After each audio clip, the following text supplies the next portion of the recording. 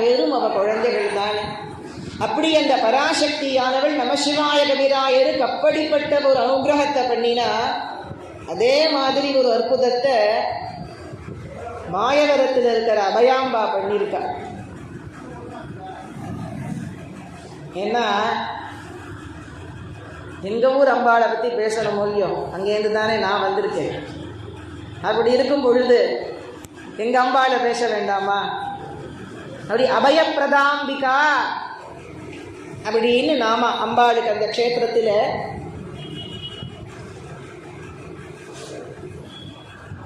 அபயாம்பிகா, அந்த க்ஷேத்திரத்தில் பீட்டமே கிடையாது அம்பாளுக்கு. மாயவரம் போனேன்னா நல்லா நோட் பண்ணி பாருங்கோ, எல்லா இடத்துலையும் பீட்டத்துக்கு மேலே தான் அம்பாள் நிற்கிறா. எந்த க்ஷேத்திரத்துக்கு போனாலும் சரி, திருவானைக்கா, மதுரை, சிதம்பரம், காஞ்சிபுரம், திருவாரூர், திருநெல்வேலி, சங்கரன்கோவில், தென்காசி, குற்றாலம், கன்னியாகுமரி, எந்த இடத்துக்கு போனாலும் அம்பாள் ஒரு பீட்டத்துக்கு மேலே தான் நிற்பாள். மாயவரத்தில் பீட்டமே கிடையாது, பிருத்தியே பீட்டம், பூமிக்கு மேலே நிற்கிறார். பூமிக்கு மேலே அம்பாள் நிற்கக்கூடிய ஒரே க்ஷேத்திரம் கௌரி மாயூரம், மயிலாடுதுறை. ஏன்? எல்லா க்ஷேத்திரத்திலையும் பீட்டத்துக்கு மேலே தானே இருக்கா. இல்லை காமாட்சியோ கமலாம்பாளோ பீட்டத்துக்கு மேலே உட்காண்டிருக்கா. மாயவரத்தில் மாத்திரம் ஏன் அம்பாள் பீட்டத்தின் மேலே நிற்காம பூமியில் நிற்கிறா? ஏன்னா இந்த பூமண்டலம் அபயாம்பா கர்ப்பத்தில் விளங்கக்கூடிய காரணத்தினாலே, இந்த பிருத்வியானது அபயாம்பா கர்ப்பத்தில் விளங்குறது ஜெகன்மாதா அப்படிங்கிற காரணத்தினால இந்த பிருத்வியையே பீட்டமாக கொண்டு அந்த க்ஷேத்திரத்திலே அம்பாள் அனுகிரகம் செய்யறா. தனக்கு ஒரு பீட்டம் இல்லாம குழந்தைகள் கூட்ட மாத்திரத்தில் ஓடி வந்து அனுகிரகத்தை செய்யணும் அப்படிங்கிற காரணத்துக்காக வேண்டி பூமிக்கு மேலேயே அம்பாள் இருக்கிறாங்கிறது அந்த க்ஷேத்திரத்தினுடையதான ஒரு மகாத்மியம்.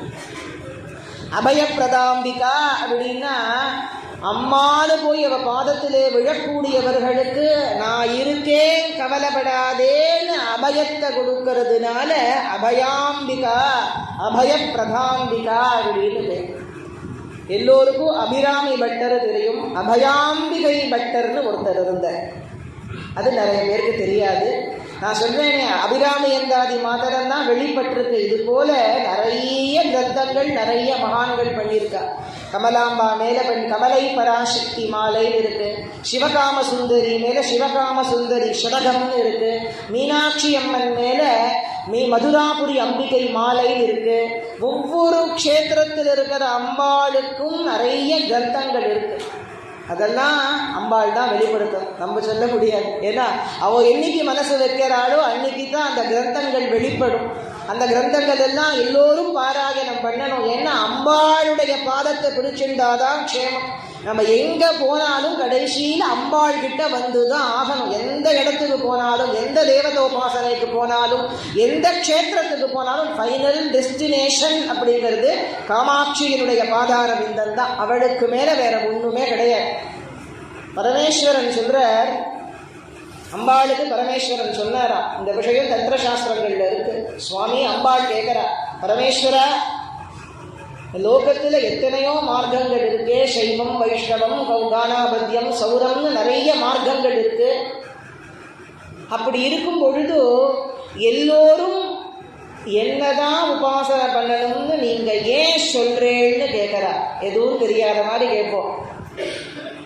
எத்தனையோ தேவதைகள் இருக்கும் பொழுது அத்தனை பேரும் என்னதான் உபாசனை பண்ணணும்னு நீங்க ஏன் சொல்றேன் சுவாமி மகாதேவா சொல்லுங்கோன்னு அம்பாள் கேட்கிறா. பரமேஸ்வரன் சொன்னாரா, தேவி இந்த லோகத்தில் எத்தனையோ மதங்கள் உண்டு, எத்தனையோ சாஸ்திரங்கள் உண்டு. ஆனா ஸ்ரீ வித்யா அப்படிங்கும்படியான உன்னுடைய உபாசனை தான் அஞ்ஞானம்ங்கிற இருளை அழிக்க வல்லது.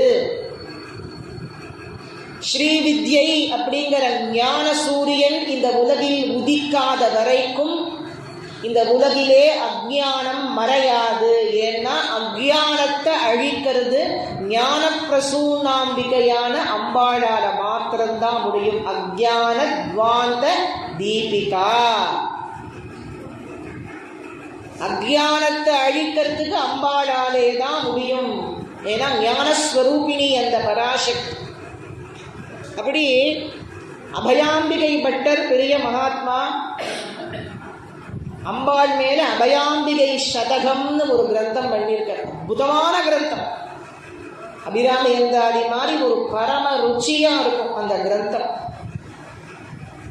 அவர் எப்படின்னு கேட்டா சதா அபயாம்பா தியானம் தான். அபயாம்பாளை தவிர அவருக்கு வேற சிந்தனை கிடையாது. அபயாம்பாளை தவிர அவருக்கு வேற ஸ்மரணை கிடையாது. சதா தேவி தியான பரணா அபயாம்பாளை தியானம் பண்ணி கொண்டிருப்ப.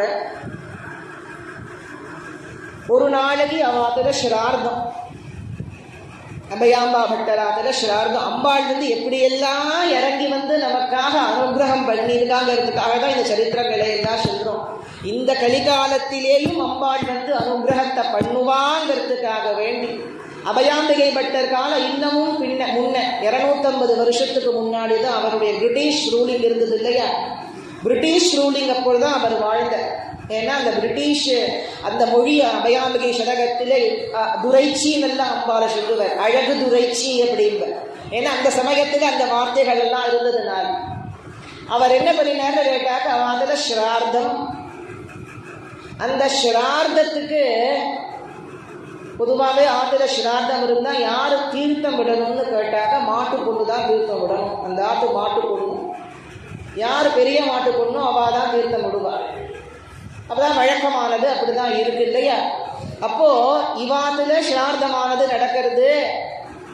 தீர்த்தம் விட வேண்டிய சமயத்திலே அவருடைய பத்தினி ஆத்துல இல்லாத போயிட்டார். தெய்வ காரியங்கள்ல குறை ஏற்பட்டா கூட பிராயஷ்சித்தம் அப்படிங்கிறத பண்ணிக்கலாம். பித்தூர் காரியங்கள்ல எந்த விதமான ஒரு குறைவும் இருக்கக்கூடாதுங்கிறது சாஸ்திரம். ஏன்னா பித்துரு தேவதைகள் திருப்தி அடைஞ்சாதான் லோகத்திலே நாம க்ஷேமமா இருக்க முடியும். பித்துரு கட்டன் இருக்கவே கூடாது. பிராமணாலாம் உட்கார்ந்து இருக்கா, ஸ்ரார்த்தம் நடக்கிறது, சாப்பிட்றதுக்கு உட்கார்ந்துருக்கா பிராமணாலாம். தீர்த்தம் விட வேண்டிய நேரத்திலே பத்னி ஆத்துல இல்லாத போயிட்டா இவருக்கு என்ன செய்யறதுன்னே புரியவே இல்லை. அடாடா, நம்ம இப்படி மாட்டிவிட்டோமே, என்ன பண்றது? வேற யாரும் தீர்த்தம் விடுவா, யாரு எல்லாம் பண்ணுவா, ஒன்றும் புரியலையேன்னு திக்கற்றோருக்கு தெய்வமே துணை. ஏதாவது ஒரு கஷ்டம் வந்துருத்துன்னா நம்ம ஸ்மரிக்க வேண்டியது யாரேன்னு கேட்டா அம்பாளத்தான். ஆபதீகம் ஸ்மரணீயம் ஸ்மரணீயம் சரணயுகலம் அம்பாயாக. ஆபத் காலத்துல என்ன பண்ணணும்? சங்கரர் கேட்கிறார். சங்கரர் சிஷ்யன் கேட்கிறான் பகவத் பாதாள் கிட்ட, ஆபத் காலத்துல என்ன பண்ணணும் சுவாமி? ஆச்சாரியால் என்ன சொன்னா தெரியுமோ? ஸ்மரணீயம் சரணயுகலம் அம்பாயாக. அம்பாள் பாதத்தை கெட்டியா பிடிச்சுக்கோ. கஷ்ட காலத்துல அம்பாள் பாதத்தை கெட்டியா பிடிச்சுக்கோ. தத்ஸ்மரணம் கிம் குருதே. மறுபடி கேட்கலாம் சிஷ்யன், அப்படி பண்ணா என்ன ஆகும்? பிரம்மாதீனபி கிங்கிரி குருதே. பிரம்மாதி மூர்த்தங்கள் தேவதைகள் உனக்கு வேலைக்காராடா போயிடுவாங்க. எப்பேற்பட்ட வார்த்தை இது! பகவத் பாதாளுடைய வாக்கு, சாமானிய மனுஷனுடைய வாக்கு இல்லை. அம்பாளை அப்படி ஆராதனை செய்தா அது நடக்கும். அவ சந்நிதியிலிருந்தே உத்தரவு வருது. அப்படி அது பகவதியினுடையதான ஒரு காருண்யம். அது அப்படி என்ன செய்யறா அப்படின்னு கேட்டாக்க அம்மா அபயாம்பா அப்படிங்கிற. அம்மா அபயாம்பா அப்படிங்கிற. நெத்தி நிறைய குங்குமத்தோட 9 கஜத்துல இன்னைக்கும் அபயாம்பாளுக்கு 9 கஜம் தான், 6 கஜமே கிடையாது. ரொம்ப அபூர்வம். 6 கஜம் கட்டுறது அம்பாள் மடிசார்ல தான் இப்பொழுதும் பார்க்கலாம். அபயாம்பா கட்டுன்னே சொல்லுவா. எங்க மாயவரத்துலலாம் 9 கஜம் ரொம்ப நல்லா கட்டி இருந்தா அப்படின்னா அபயாம்பா மாதிரி இருக்கேன். ஏன்னா அபயாம்பாளுக்கு 9 கஜம் அவ்வளவு அழகா பதியும், பக்கப்பதியா இருக்கும். அப்படியே நெத்தி நிறைய குங்குமத்தோட சர்வாபரண பூஷிதையா 9 கஜத்தை கட்டிண்டு ஒரு மாமி ஆட்டுக்கு வர, நான் தீர்த்தம் விடலாமான்னு கேட்கிறா. சம்பந்தமே இல்லாத 3வது மனுஷா விடக்கூடாது. ஆபத்காலம், பிராமணாளுக்கு போஜனமாகணும், விடுங்கோன்னு சொல்லிட்ட. இவர் என்ன பண்ண முடியும்? அடுத்தது இல்லை நீ விடாதேன்னு சொன்னா யாரும் உட்கார்ந்தவாள் எழுப்ப முடியாது. ஆபத்காலத்திலே ஒரு விதி விலக்கு இருக்கு. யாரோ வந்து இவளுக்கு எப்படி இந்த விஷயம் தெரியும்? நம்ம அதுல ஸ்ரார்த்தம் நடக்கிறதுங்கிறது இவளுக்கு எப்படி தெரியும்? இவ எப்படி வந்திருக்காங்க? இந்த மாமி யாரு? முன்ன பின்ன இவளை பார்த்ததே கிடையாதுன்னு எந்த யோஜனையுமே அவர் பண்ணல. ஏன்னா சூழ்நிலை அப்படி. ஆஹா விடுங்கோ மாமி, உங்களுடைய அம்மாவா நினைச்சுக்கிறேன். ஆத்து மூத்து மாட்டு பொண்ணு தானே விடணும். அப்ப அம்மாவா இருந்தாலும் மாட்டு பொண்ணு தானே ஆகும். எங்க அம்மாவா நினைச்சுக்கிறேன் விடுங்கோ அப்படிங்கிற. அவளும் என்ன பண்ணினான்னு கேட்டாக்க ஸ்ரார்த்தத்துல தீர்த்தம் விட்டுட்டு பரிமாறிட்டு பிராமணாலாம் போனதுக்கப்புறம் எந்த தட்சணையும் வாங்கிக்காத நான் போயிட்டு வரேன் அப்படிங்கிற. ஆஹா வாங்கோன்னு சொல்லி அனுப்பிச்சு விட்டுட்டாரு. இவர் வந்திருக்காளே, ஒரு சுமங்கலி வந்திருக்காளே, அவளுக்கு என்ன கொடுக்கணும், தட்சணை கொடுக்கணுமா, தீர்த்தம் விட்டுருக்காளே, பரிமாறிருக்காளே, எல்லாம் பண்ணியிருக்காளே, வந்தவளை விரும்பின வாங்கோ மாமின்னு அனுப்புறோமேன்னு அவருக்கு தோணவே இல்லை. ஆட்டு வாசப்படியை தாண்டுற அப்பதான் அவருக்கு தோணுறது, அடாடா தப்பு பண்ணிட்டோமே, இவ யாருன்னு கூட கேட்காத நம்ம அப்போ வாங்கோ மாமின்னு சொல்லிட்டோமே. வாசலை நோக்கி ஓடுற, எந்த பக்கம் போனா என்னன்னு ஒன்றும் தெரியவே இல்லை. மாயவரம் முழுக்க தேடுறார், அந்த மாமியை காணல. இவர் மனசுக்கு என்னடா அது, யார் வந்தா என்னன்னு தெரியலையே, சரி எப்பவாவது கண்ணில் படாதையா போயிடுவோம், அப்போ நன்றி சொல்லிக்கலாம், நம்ம ஆபத்காலத்துல உதவி பண்ணினேன்னு நம்ம நன்றி சொல்லிக்கலாம் மனசுல நினைச்சிட்டு சாயங்கால வேலை சாயரக்ஷ ரொம்ப நல்லா இருக்கும். அபயாம்பாளுக்கு சாயரக்ஷ தீபாராதனை அம்பாளுக்கு பார்க்கணும், அபயாம்பாளுக்கு பார்க்கணும். கோவிலுக்கு போற, அம்பாள் சன்னிதானத்துக்கு கோவிலுக்கு போறார். ஏன்னா அவர் ஒரு நாள் கூட அம்பாளை பார்க்காத அவரால் இருக்க முடியாது. ஒரு நாள் கூட அம்பாளை பார்க்காம அவரால் இருக்க முடியாது. கோவிலுக்கு போற, தீபாராதனாக போறது, திரைய திறக்கிறா. எந்த 9 கஜ புடவையில அவாத்துக்கு வந்து தீர்த்தம் விட்டாலும் அந்த 9 கஜ புடவை மூலஸ்தானத்தில் அபயாம்பா கட்டின்னு இருக்க. அம்மானு கதறி அப்படி அம்பாளுடைய பாதார விந்தத்தில் விழுந்து, அம்மா அபயாம்பா மகா திரிபுர சுந்தரி தாயே, நீயா வந்து எங்க ஆத்துல வந்து தீர்த்தம் விட்டே.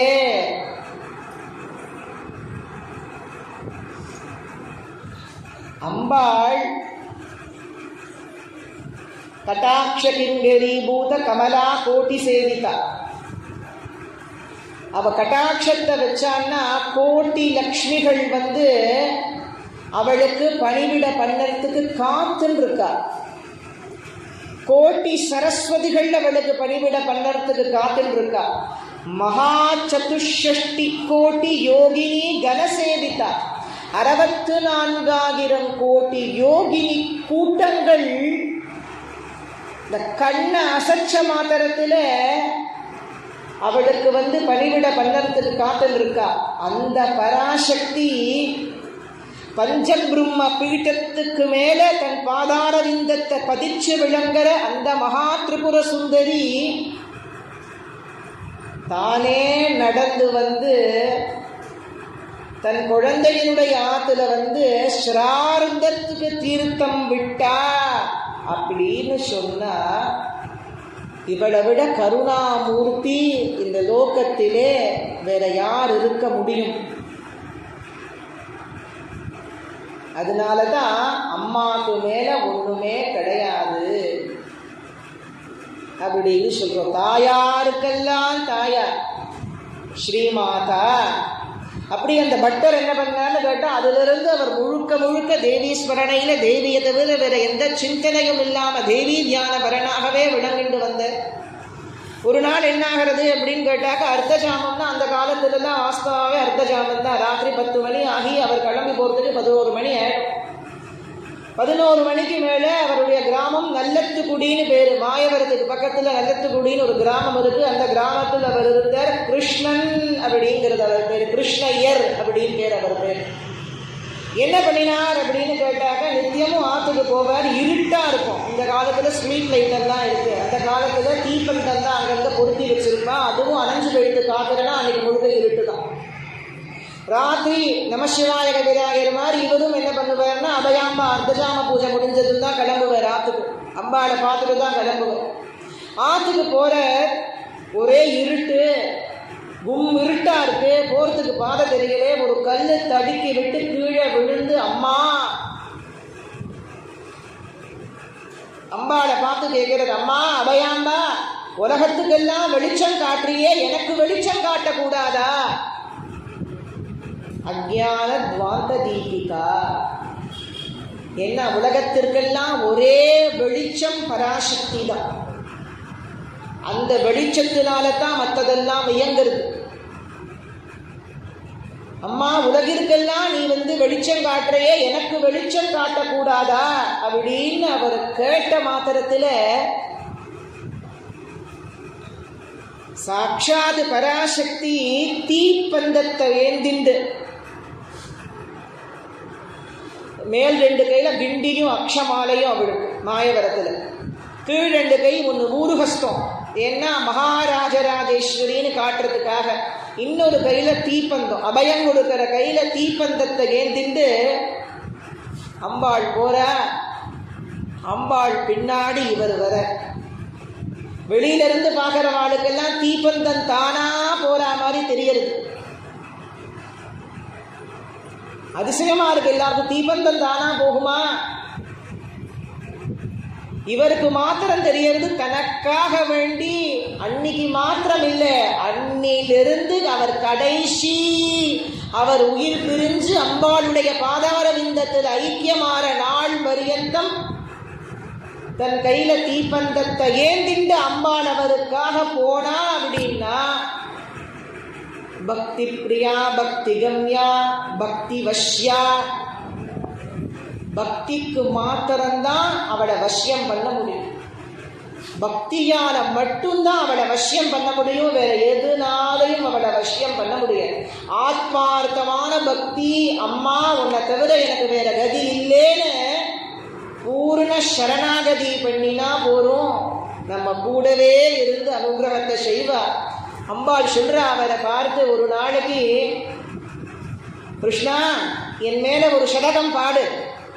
அசரீரி தான், பிரத்யக்ஷம் ரொம்ப அபூர்வம். அசரீரி கேட்கறது கோவிலில் இருக்கும்போது, கிருஷ்ணா என் மேல ஒரு சதகம் பாடு. அம்மா எனக்கு என்னம்மா தெரியும், என்ன போய் நீ பாட சொல்றையே, எனக்கு என்ன தெரியும், எல்லாம் வரும் பாடு அப்படின்னு சொன்ன அடுத்த க்ஷணம் 100 செய்யும்.